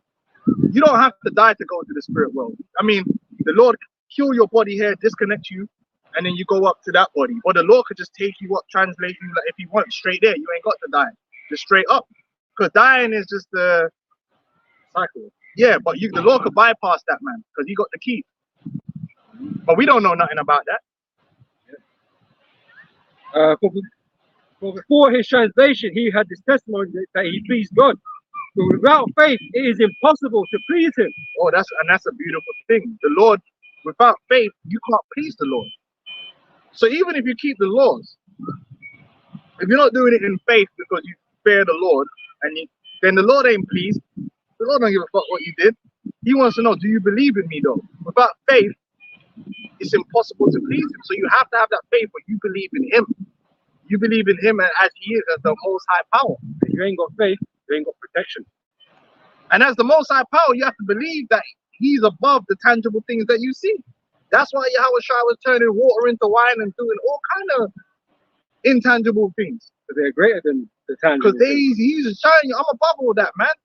Listen, I just shut the storm down like it's like I flipped the switch. or Esau's got heart. Man, fuck Esau and his stupid heart. It ain't the same, man. The Lord told the storm, just chill. And it just chilled. Esau ain't got that kind of power. Yo, Yahweh Shai showed the power that his father possesses is beyond. You're taking somebody from that's stinking in a grave and reanimating them to what? What is this? Oh. It's like, because he mentioned the heart thing. It's like Esau is manipulating things that exist, right? Or to do what he kind of wants things to happen, right? When Yahweh Shai would say, like, he commanded things to stop doing things. Yeah, he told man to stop or not to do this. It was the demons, and they were all scared and shit. Casting out demons. Going to the pigs. All right. The scripture said, with the Most High is nothing impossible. Yeah. Because the Most High is running this whole thing on a different level. But it's hard for us to, in the flesh, understand that because we live in a world full of rules. We live in a world full of rules, right? What's the rules? You jump up a building, like, wait. Jump, you come down, Yeah, you're gonna hit the ground in a way that's not nice. Yeah, it's real. You can't swim when you jump in the water like it's people. That's kind of like how you do have to live. Because if you didn't live like that, you're probably dead by the end of the week. Because you have to. This is what I'm saying. It's a balance. You have to have the mathematics, but you have to also understand that if it's the Lord's will, He can overcome all that probabilities and the rules. And this is why we have to do everything according to the will of Heavenly Father. Even though that's what we do, because you can't be helped, right? Everyone does the will of Heavenly Father, but we do things according to His will, right? You don't tempt the Lord, for instance, because you could be, the Lord could do everything. He could, yeah. But why are you shooting for? Don't be a stupid. Hey, that's like that Muslim come up with time when he said, the Bible says you would drink poison thing and live, which we are. We're drinking poison every day, right? Yeah. And then he tried saying, why don't you drink bleach then? Like the scripture said, what do I look like, an idiot? What? So I can try and make the Lord do something. That's dumb. Making the Lord do work. But if you tried holding me down and pour bleach down around my mouth, hey, the Lord might have it where I live. Miraculously. It's different. You don't try and force the Lord's hand to break the codes, but the Lord can break the codes if you want to break them. Because He wrote the code. Hey, anywhere that's a developer, they can do what they want. They have to lock systems. It's the same level, like, them guys that make them programs, they lock the system. So that's why they make a lot of money. I don't want to sound like, but there's certain systems that, for instance, like you're in a factory, most factories have a bespoke system. It's not a system that you could just buy. Oh, Coca-Cola factory on Amazon, but let me buy a system to run a Coca-Cola. No, there's a programmer that comes in and designs a system. And usually, this is why they make all that money. It's on them, innit? So they put a lock on that. So then another guy can't come and change certain things on that. He's locked it. So when something goes wrong and they need you to change, they're like, yo, we need this change. Okay, cool, I'm gonna come and sort out. But you gotta pay me the big bucks. And that's how when I used to work for the dairy, that's how it works. Sometimes they didn't want to call the guy because he was living in Australia. So to fix certain things, they had to pay for him to come from Australia to come and put his codes in to change the rules of the system. Because some things you can't, like certain parameters, he'll make it where you can only go within that parameter, but you might need it to go further. Only he could come and change it so that you can add extra parameters. But it's like the Most High. He designed this whole thing. He could come in and change what he want to change. He can make a man walk on water. He could do things which break the rules of the universe. Spiritual power, the hidden keys.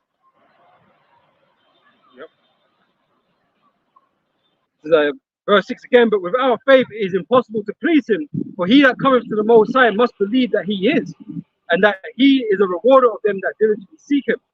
And sometimes the reward isn't there for you to see evil. Mm-hmm. Well, a lot of times it's a promise. It's something that's written that that's never been actually seen. And welcoming him, I don't believe in that kind of promise. That's why he's trying to have a rap career and making money on YouTube, and you don't give a fuck. You have to really be like, you know what? Fuck this world, man. I have a vision for the world to come, so I can pick the corns from my field. And it's hard to do. It's uncomfortable. That's why a lot of guys fall out, because they don't like the discomfort that comes with suffering and waiting. Something that you can't see. I don't want to Hey, yeah, Bob Marley. Bob Marley was out. Nobody wants to wait in vain, but we ain't waiting in vain. But you can feel like it. On the very first of my eyes on you, girl. See, I should have did a reggae career.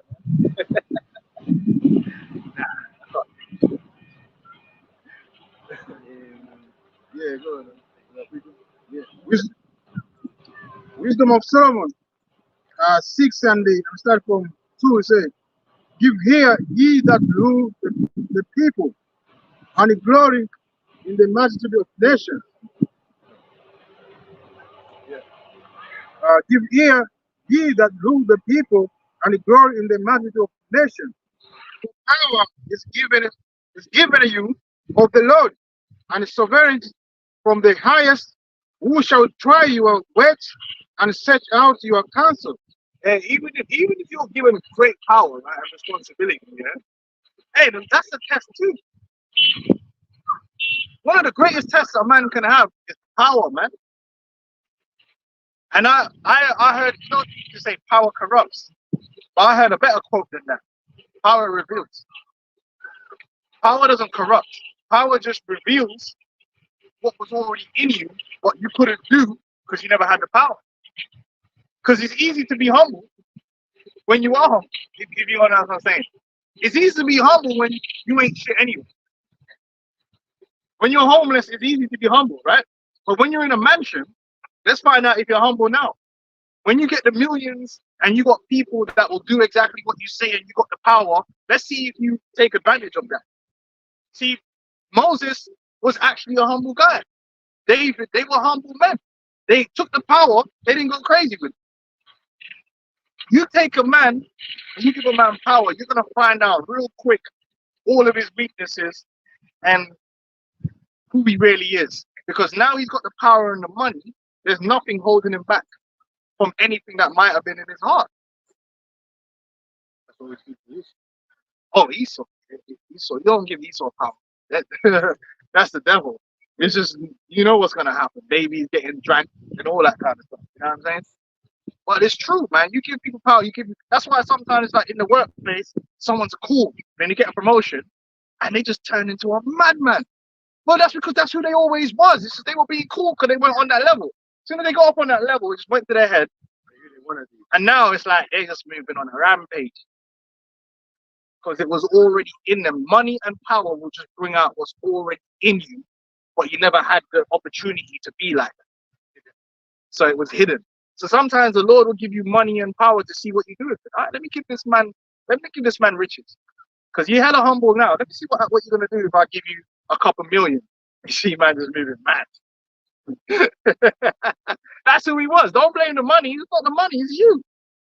Because there's another guy that will get the money and he didn't act like that. Why? Because it was already in him to be humble.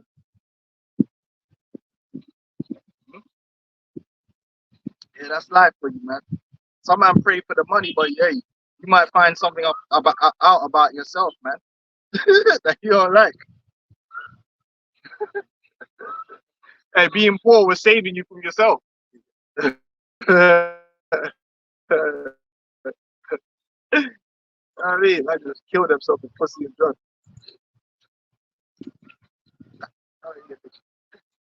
It's like instituting what's it called?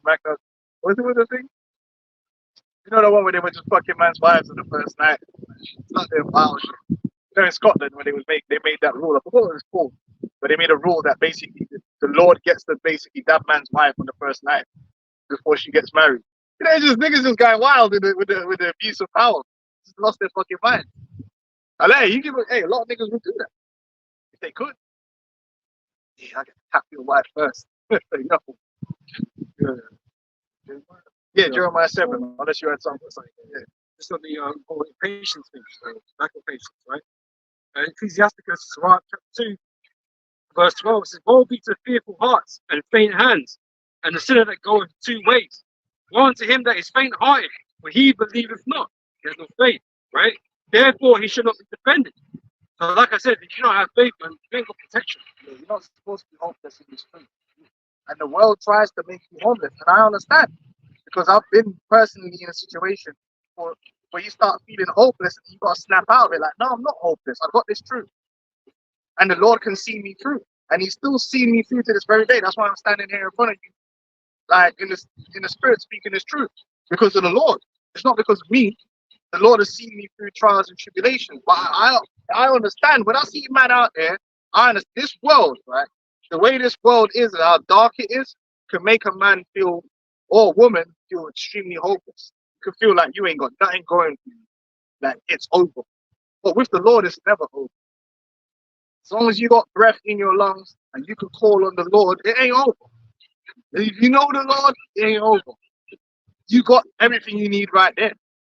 And you have to be of a certain strength to accept that. And you don't lose hope. The worst thing to be in this world is hopeless, man. That's a deep, dark, that is hell. That's the deepest dungeon in hell when you've lost hope. And then you just run and jump in front of a train. You was in the hell, bro. Anyone you see doing that, they was in the hell of hells. To live so hopeless, where you feel you want to jump in front of a train, and there's a lot of people that's happening to now. There's no way out. Like, boy, man, that's hell. We know there's a way. Yeah, We know it's coming.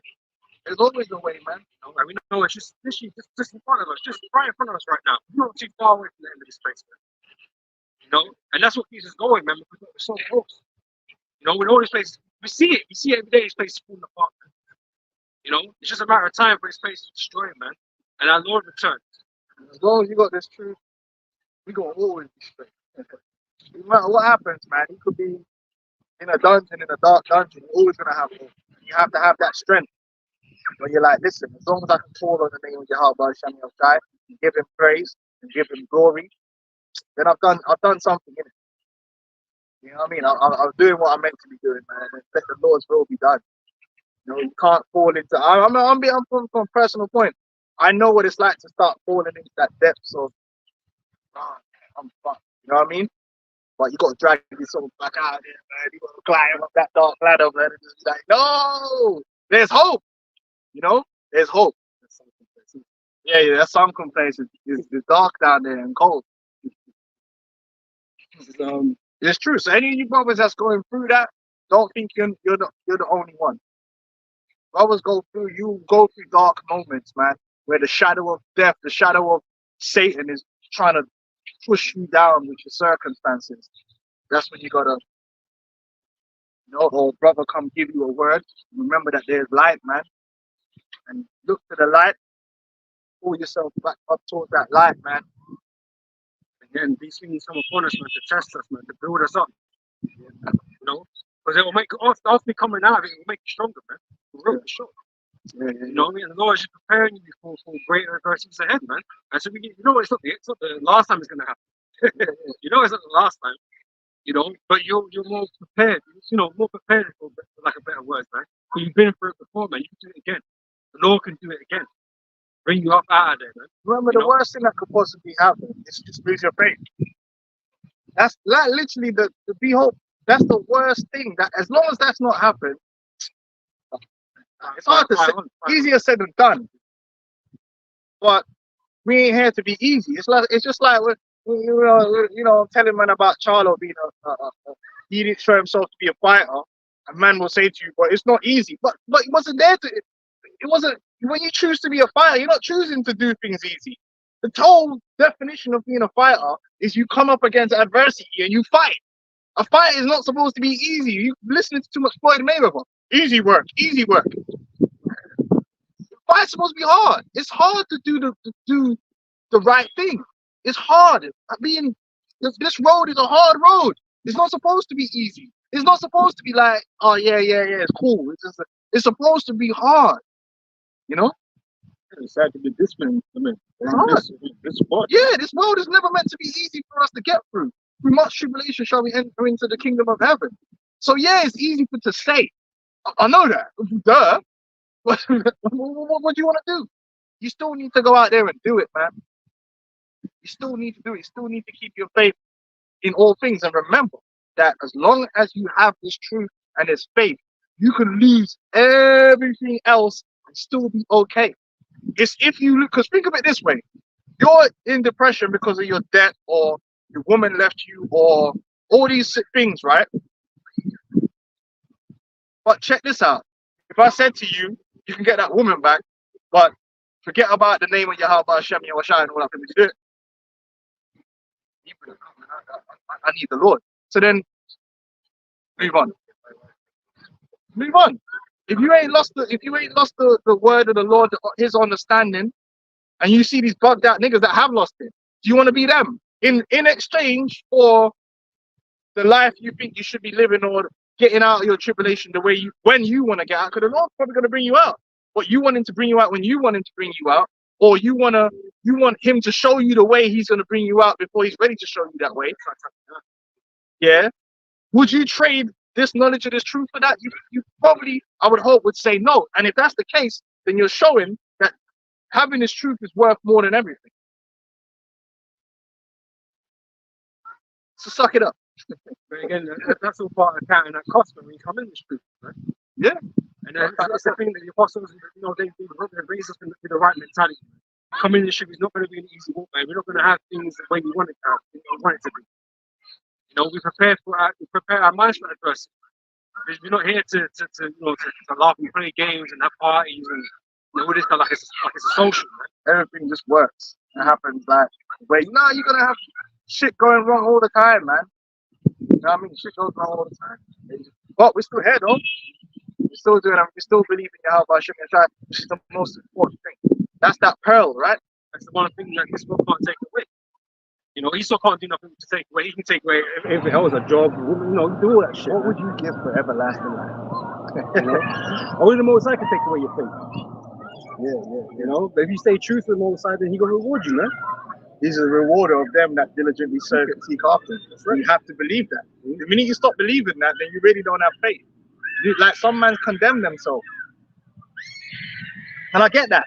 Because sometimes I'll be honest, sometimes when you're going through shit, you're thinking, right, am I just not right? You're like, oh man, I'm just not right. And the Lord's just given up on me. And He's just done with me. Sometimes you get them thoughts like, the Lord just done with me or something. Then you have to think to yourself, you know what, man? I'm not going to condemn myself. If I'm condemned, the Lord condemned me. I'm going to live in faith and seek after Him, that because His mercy is great. And peradventure, I can receive that mercy if I believe in Him. The scripture says there's no condemnation in them which are in Yahweh Shai. So we need to be diligent. But sometimes Satan tries to make you feel like, you know what, man, I should just be destroyed. But he's right on that. But technically, he's always going to be right. Because technically, according to the works of the flesh, we should all be destroyed. So if you're going to play that game, you're going to lose. If you're going to play the game of, I deserve to be destroyed, but technically, we all deserve to be destroyed. We've all done something that's worthy of destruction. But is that what Yahweh Shai came to do? No, He came to bring mercy. We're all getting mercy. And if you're getting mercy, then you're not really getting what you deserve. You're getting mercy, grace, redemption. So you have to remember that aspect and say, you know what, man? I have hope in the Lord's mercy, man. Let me keep going forward. Trust me, Satan will try and put that dark gloominess on you. Oh man, I ain't right, man. Maybe all these things are happening to me because I'm just gonna be destroyed anyway. And all these dark thoughts come into your mind, and you start going down. And you gotta pray. You gotta read some Psalms. You gotta just lift yourself back up. Keep fighting, man. Get up, start fighting, man. Throwing that jab out there. You know what I mean? Not surviving, fighting. Because you survive, you're still gonna lose on points, right? So you gotta just fight, man. Try and win. We're here to win. Yeah, go on, man. Some of that spy is not fighting with belief, Yeah, they don't believe. You gotta have belief. You gotta have belief, man. Foolish hope. Hey, the punch is charged, man. Hey, if David done the mathematics, he would have been finished, man. He would have been slavery to the Philistines, man.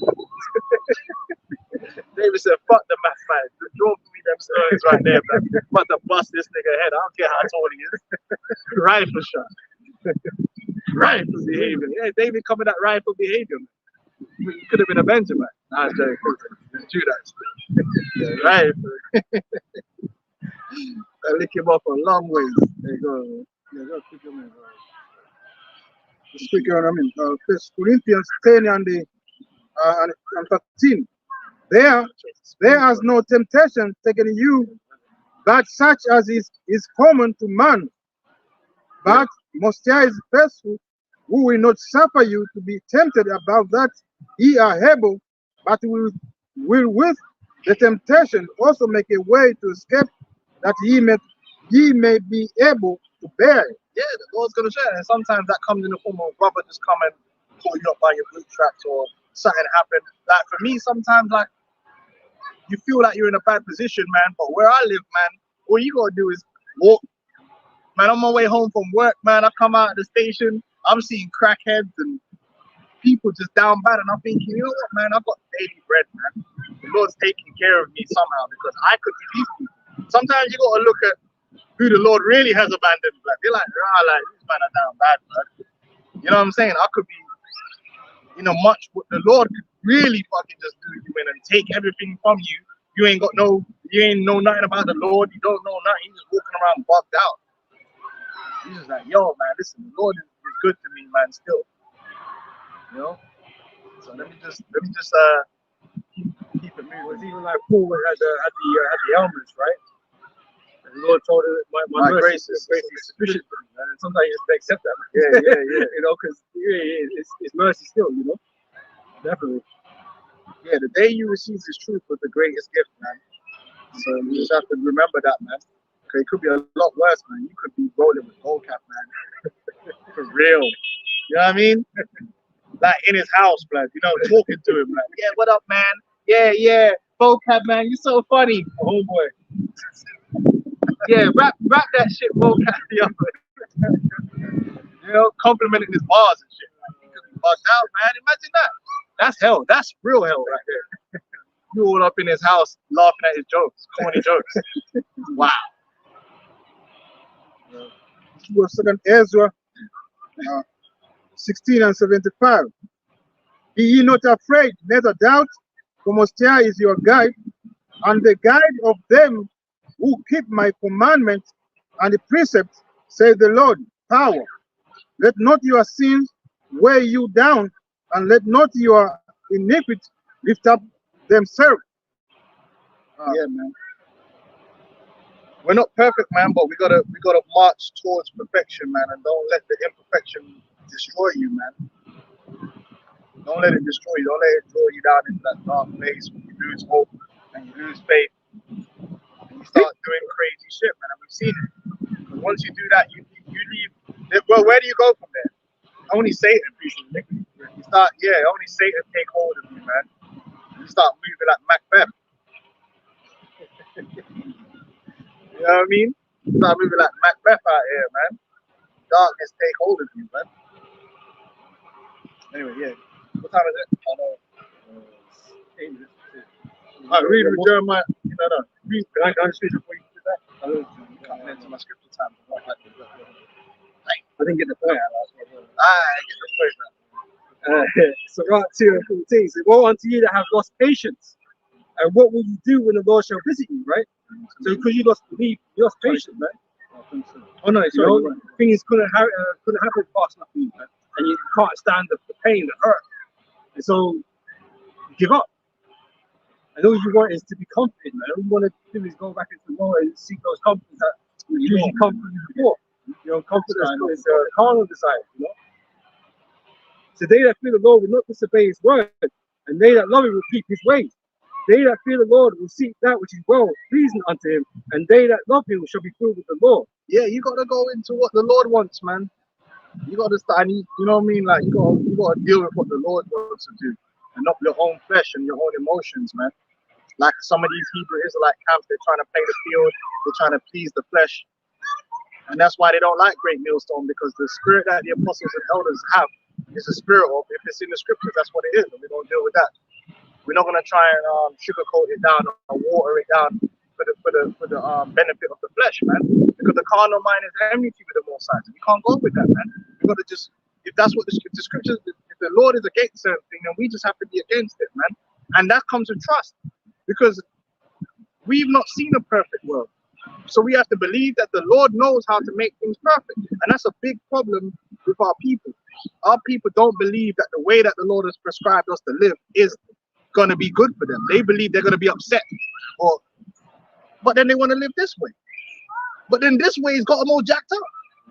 Because they don't trust. They don't trust that. The Lord saying, look, trust me, man. If you follow what I'm telling you to follow, everything's going to be blessed for everyone. Everyone's going to be fine. The men, the women, the children, everyone's blessed. Everyone's cool. But men have been away from perfection for so long, that now perfection looks crazy. No, man. You just have to. Yeah, nah, man. We're just going to roll what the Lord said, man. Because He said it's life. So I'd rather choose the way that the man the entity that created life, I'd rather do what He said is life than choose another way, bro. Like, who am I to decide what is a utopia or what will make things look better? What is the good way to live? But I didn't make life, so how can I decide? How can I tell a man that designed the Mercedes Benz what the best way is to maintain it and to drive it? Like, when I don't even know nothing about engineering, you should decide that, yeah, you should. This is the best oil, bro. You didn't even make this. How the fuck do you know what the best oil is, bro? What's your expertise? The man created it. He designed it for a purpose. You're gonna try now, man. The Most High created everything. He is the Most High work. He's the one with the knowledge here. So trust the knowledge. Yeah. But these motherfuckers, you trust the pilot though. You know what I'm saying? Like they would. This is the thing. If you were in a dire situation, yeah, and you had a guy who actually made the plane, and designed the plane, he was like, listen, this is what we need to do to save the plane. You ain't gonna be like, fuck what this guy's talking about. Listen, I'm gonna listen. No, you're gonna be like, yeah, what he said. But this man, this guy knows what he's doing. I don't know. You don't even know a fucking bolt from a fucking washer, man. And you're gonna go with the expert. Well, who's more of an expert than the Most High? He created it, like he made it the way it is, man. And you trying to come with some funky shit, man. Trying to freestyle, it don't work. And you've seen mankind freestyle, and everything's crumbling before your very eyes, man. Backwards. Man can't even get birth right, man. Because brothers is having. You go into the NHS and the NHS don't even want to accept how proper birthing should happen. All you need is what they call a doer. Birth is supposed to be make the woman comfortable and have and make it different. Not epidurals and all that stuff and cesarean and all this crazy shit. And then the whole thing about childbirth has become more of a torture than what it should be. Because men are trying to do extra shit. The Lord didn't tell you to do all that. So man can't even get childbirth right in 2023. Can't get diet right, can't do nothing right, because they're just trying to do all kind of crazy shit. Man, I'd rather listen to the Most High than listen to some punk that just got born, man. That can't even remember his first day on earth. Most of your life, you weren't even self-aware. What was you doing when you was 1 year old? You don't fucking know. That ain't even a blur. What's your first memory? Now, your first memory probably goes back to when you were like 5. You know what I mean? Really think, like, what was your first memory? You don't even know. You don't even know if you were born. Was you born?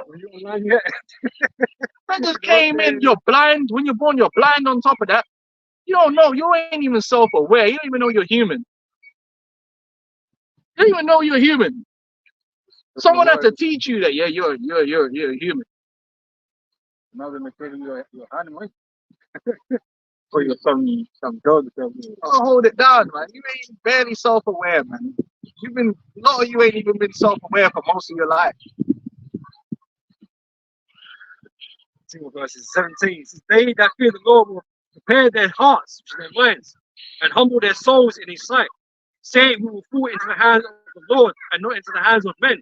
For as his majesty is, so is his mercy. And that goes into the mark of the beast. A lot of men are going to want to fall into the hands of man. They want to trust Esau and believe in Esau like he's the God. Esau's not, listen, Esau's not the God. Esau's the fake, the phony, the fraud. I'd rather be in the hands of the Most High. I'd rather let Esau kill me. I'll be in the hands, let anything, whatever it comes down to, be in the hands of the Most High. Why am I going to be in the hands of some prick, some prick that couldn't even give himself melanin, that just got squirted out, yeah, and he's just running around like I'm the Illuminati and I know everything. What do you know? I'd rather trust in the Most High power who really has power, that really knows what he's doing, man. Esau don't know shit, man. These are ugly as well. Why does he fix that when he start coming around here, man, with sausage fingers and shit, man? It's a joke, man. Man like Prince Charles and that. Who is these people, man? Camilla Parker Bowles and Prince Charles, man. They the ugly ites, man. Fix that first. You got a machine for that? Some ritual? Anyway, is that it? Yes. We're gonna close up on that, man. We went into a few things. Yeah, no. It was going off topic now. We strayed off that path. Well, yeah, man. Listen. That's why it ain't all about just coming out here and calling the so-called white man the devil. There's a lot of things you have to learn. You know, that just ain't it, man. Yeah, it ain't just it. And elders be telling you, it ain't just about calling the so-called white man the devil, man. It's about yourself. It's about faith, these fundamental things, faith, prayer, all them things. You know, the full 360 of this knowledge, wisdom, and understanding, man. It has to be you. You got something? Oh no, I do. You got to remind ourselves what's required of us. You know, or what's expected of us, man. How are we supposed to, conducting ourselves, behaving, and all that kind of stuff. You know, the type of determination is required of us, man. Say the fucking act, man. Let's come out here with garments on, try to fuck a man's wife. What the fuck is wrong with you, man? That's why we gotta get out of it. We gotta be delivered, man. This is crazy. Colossians 3, I'm starting from 1, it says, if ye then be risen with Amashak, seek those things which are above, where Amashak sits on the right hand of Most High. Set your affection on things above, not on things on the earth. For ye are dead, and your life is hid with Amashak in Most High. When Amashak, who is our life, shall appear, then ye shall also appear with him in glory. Multiply therefore your members which are upon the earth, fornication, uncleanness, inordinate affection, evil concupiscence, and covetousness, which is idolatry. For which things sake the last of Most High cometh on the children of disobedience. And that's what's coming, man. The wrath of the Lord is going to come in a big way. Just start wiping people out, man. It's fast approaching. The Lord's just going to, all these meat sacks that walking around that and lack faith, because that's the division. The faithful Israelite and the unfaithful Israelites. That's the division. It ain't about who committed sin and who didn't commit sin. It's about who's faithful and who's unfaithful. All the unfaithful shall die in their unfaithfulness, man. They're gonna die in their unfaithfulness because they chose the way of the flesh. And the faithful is the way of the spirit. That's what they seek to, that's what they look towards, and they're gonna receive it. Alright? So it's a choice you make. Oh man, it's the Lord, but you're gonna be held accountable. So, with that, say, Call Allah, Yahweh, Hashem, Yahushua, Hashem, Shalakodash. Double honors the apostles and elders of the great millstone. Honors you brothers out on the highways and the byways teaching this word. Shalom to you brothers and sisters listening and learning, supporting the ministry. Shalom.